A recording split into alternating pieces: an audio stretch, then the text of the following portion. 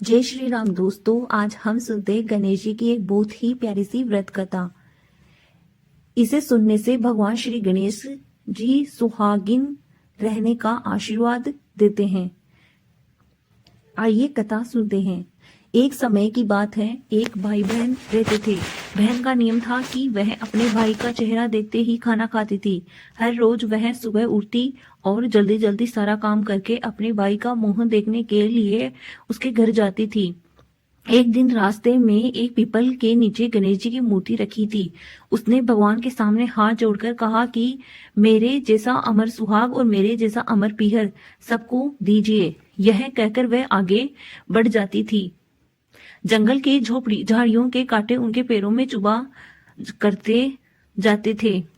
एक दिन भाई के घर पहुंची और भाई का मुंह देखकर बैठ गई तो भाभी ने पूछा, पैरों में क्या हो गया है? यह सुनकर उसने भाभी को जवाब दिया कि रास्ते में जंगल के झाड़ियों के गिरे हुए कांटे पांव में चुभ गए हैं।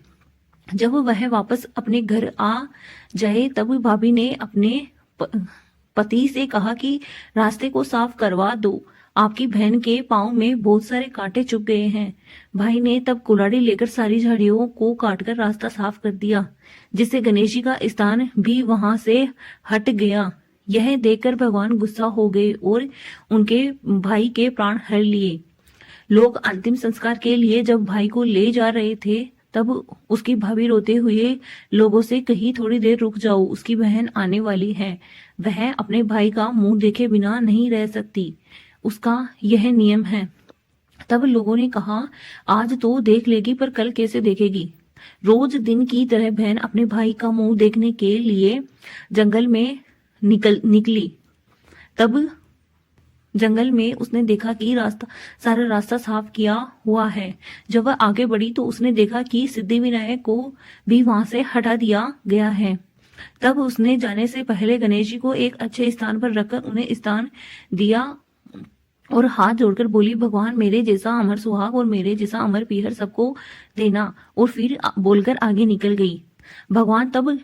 तब भगवान सोचने लगे, अगर इसकी नहीं सुनी तो हमें कौन मानेगा, हमें कौन पूजेगा? तब सिद्धिविनायक ने उसे आवाज दी, बेटी इस खेजड़ी की 7 पत्तियां ले जाकर उसे कच्चे दूध में घोलकर भाई के ऊपर छींटा मार देना, वह उठकर बैठ जाएगा।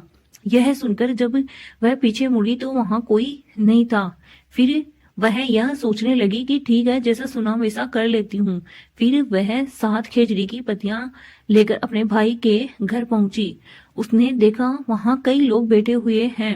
भाभी बेटी रो रही है और भाभी भाई की लाश रखी है।